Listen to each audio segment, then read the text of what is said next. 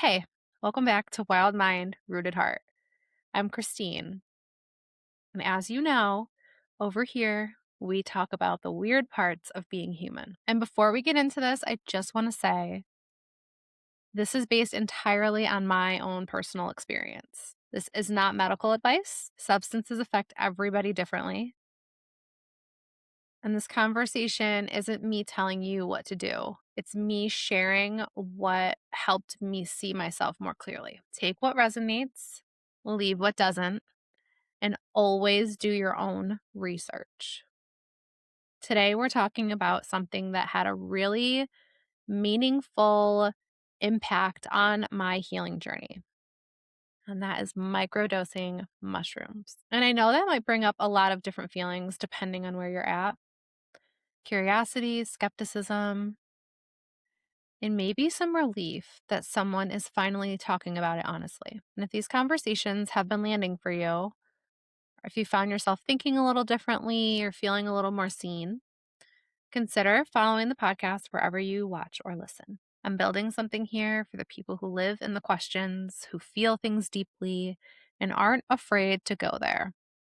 There's always a seat for you. This wasn't something that fixed me, but it did and does help me see myself more clearly. And sometimes that is what creates change.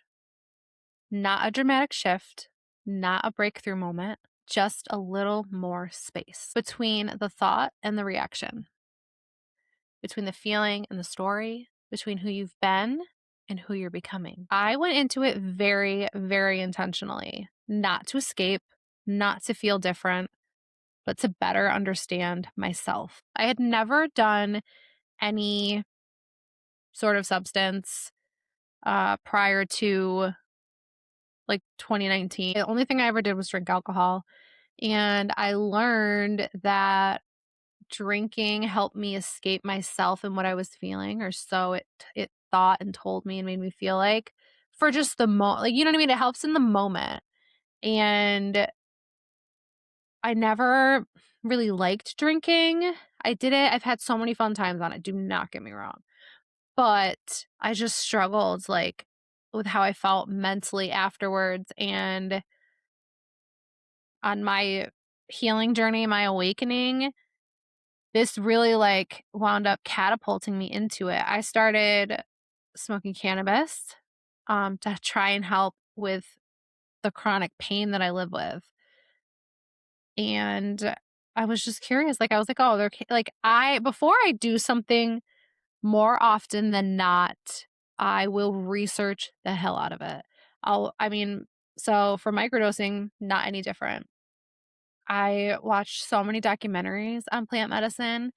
I read so many different people's experiences. Reading The Body Keeps the Score, like that just helped me realize how much trauma lives in your body. And in all of my learnings and research, I recognized how, as someone who had a very traumatic upbringing, right? So I am also someone who spent most of my life in survival mode, and that's kind of all I knew. And I am currently in this place of learning something different. Learning what safety feels like, learning that it's okay to feel at peace or to be calm and to feel strong in myself and confident. And I genuinely don't know if I could have gotten to the same depth and level that I'm at had I not tried microdosing. So like I said, I started with smoking cannabis, had my own like journey of working on that, but that's another episode that I'll get more into my cannabis journey. So my microdosing journey, I guess I mentioned it to say that I think they kind of work hand in hand. And so for me, I started watching documentaries on microdosing, like I said, and I tried to learn as much about it as I could. I knew the risks, right? Because there are some, and some people should not, it's not safe to use psychedelics because it can activate other things. And so it's definitely important to research. But for me, something just told me like it was okay. Like there was something in me that was just like, that's our next step. Like that is going to be the thing that helps open the door to where I've been trying to get to. I remember being in therapy and I would tell her, I go, just at different points, I was in therapy for just under 4 years.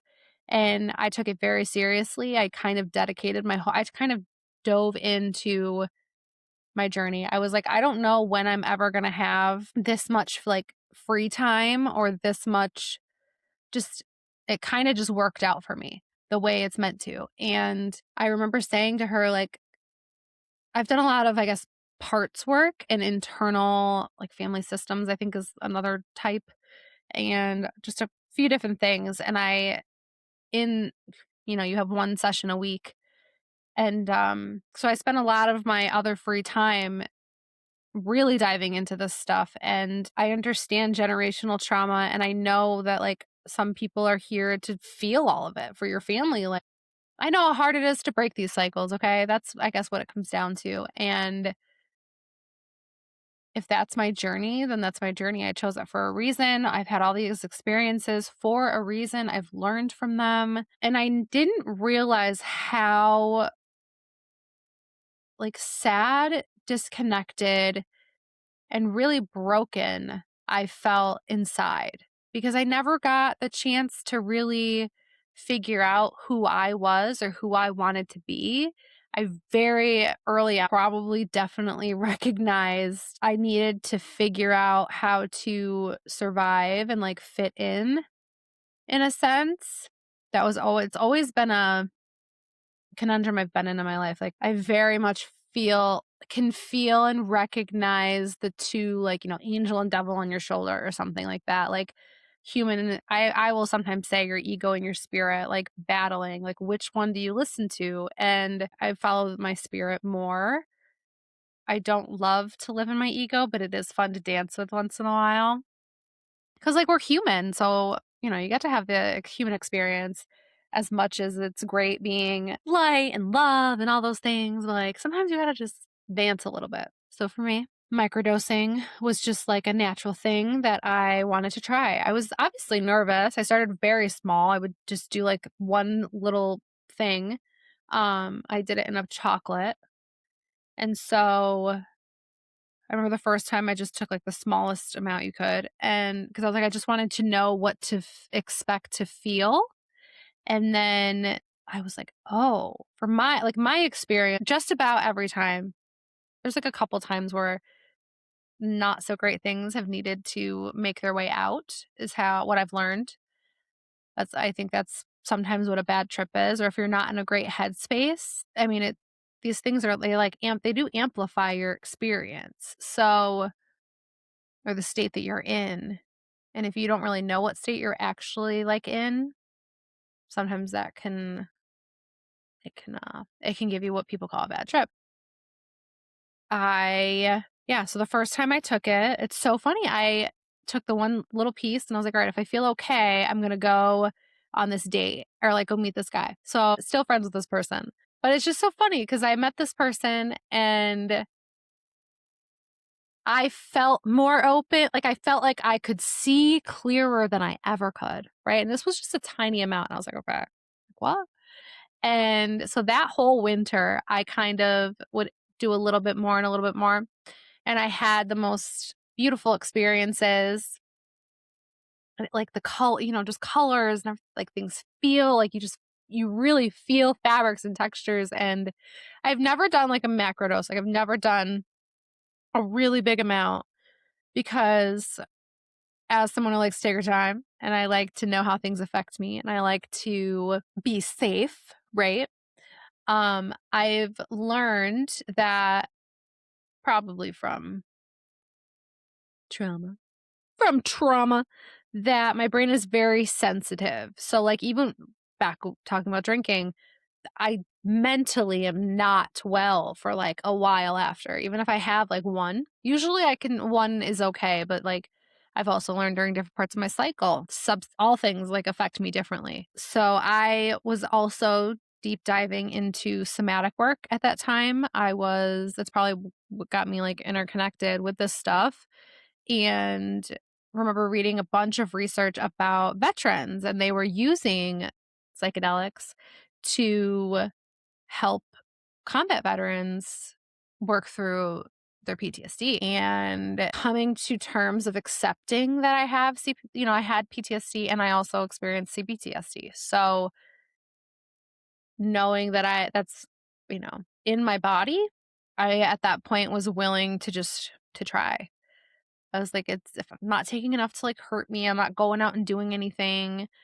But it definitely changed me in the best way. It helped me access parts of me, circling back to that, parts of me that were like very blocked off. And I remember I could connect with my teenage self, but there were still like a couple doors that like I just couldn't get into. Well, those things came up, and I would just do a lot of meditation when I would microdose, or I would listen to certain frequencies and just kind of let my mind and body do its thing.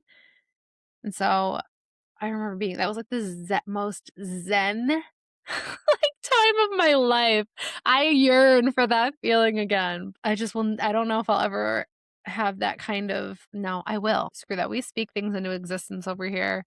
So that will be my experience again, to where if I want to just close myself off from the world for however long I need to, like a couple days, a week, whatever, and cocoon up like I do need, I am going to have the freedom and the flexibility to do that.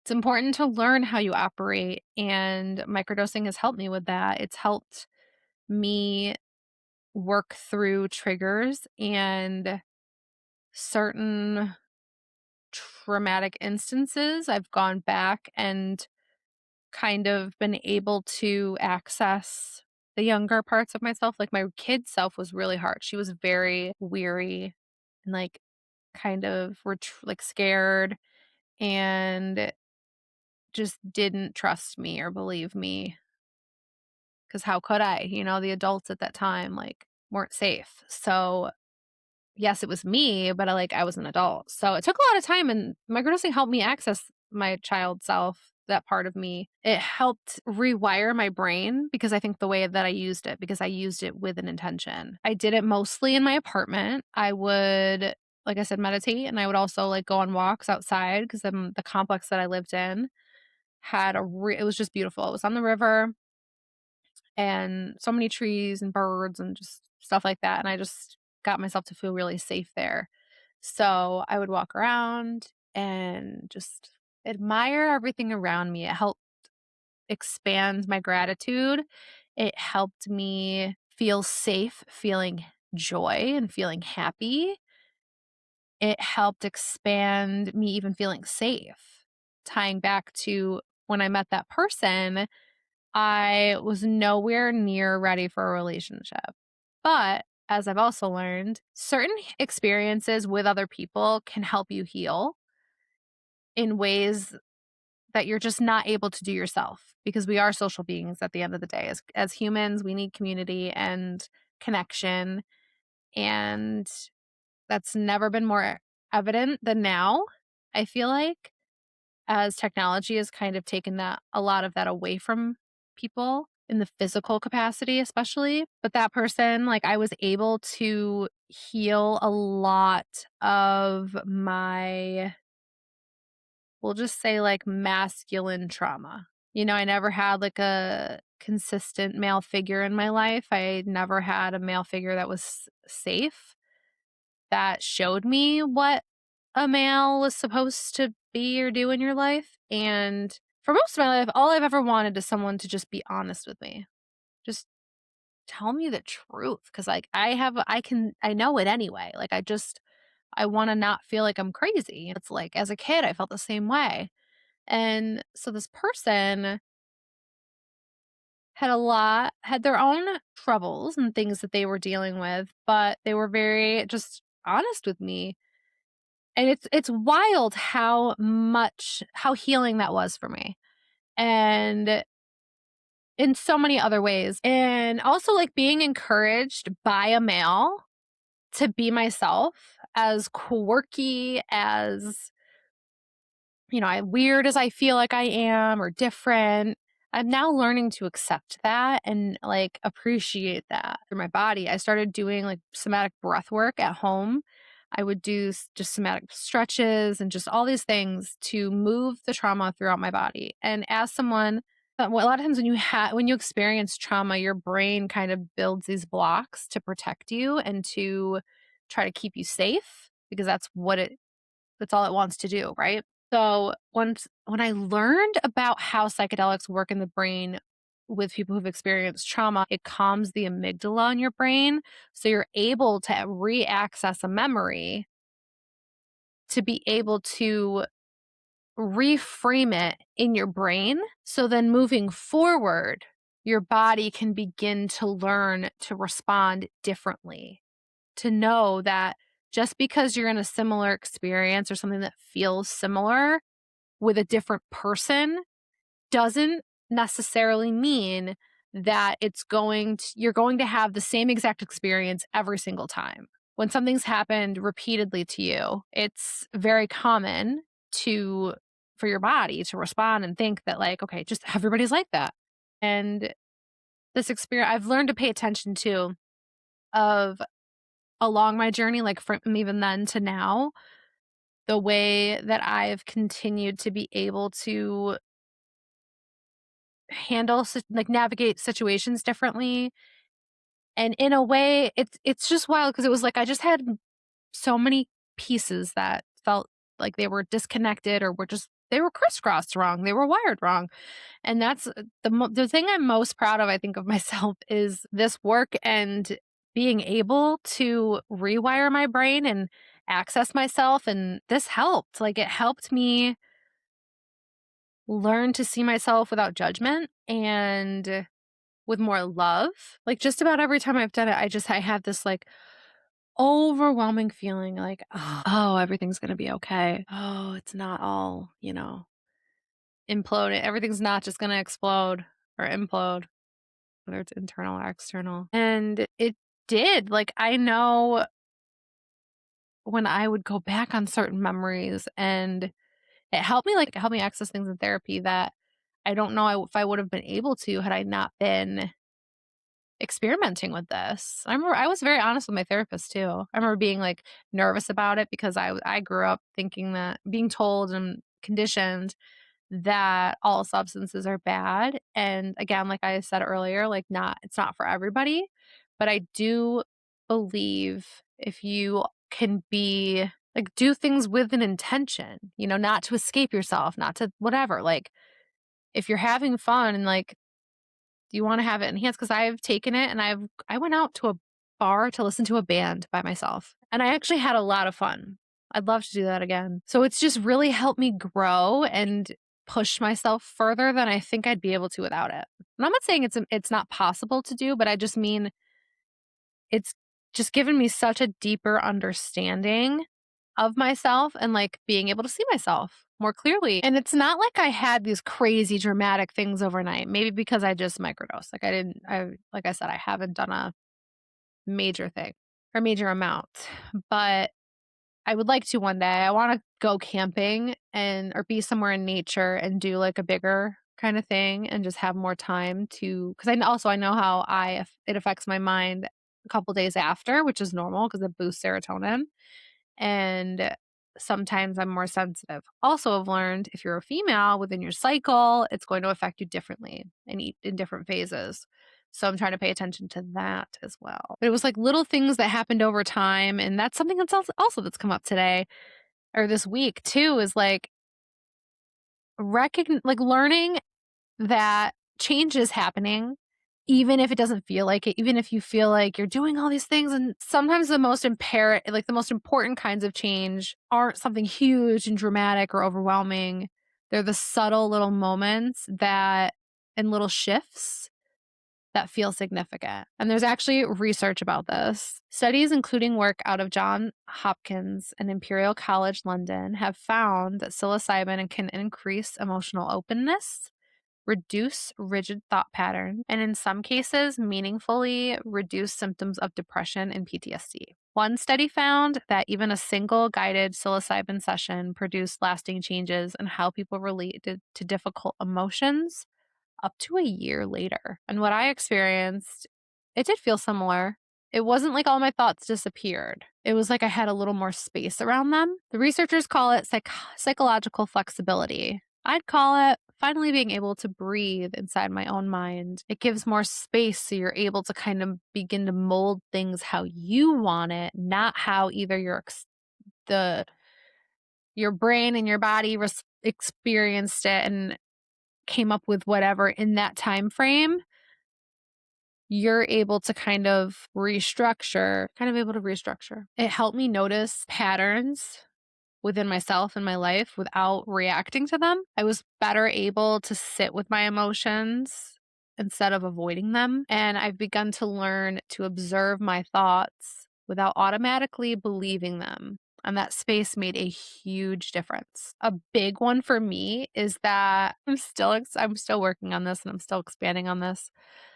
But learning that, like, not everybody hates me and that I'm, like, this just horrific thing that shouldn't even exist just because that's what I heard. So, this has allowed me to better discern my internal monologue as well of different responses that I would hear in my brain, and I learned, "Oh, wait, that's not me."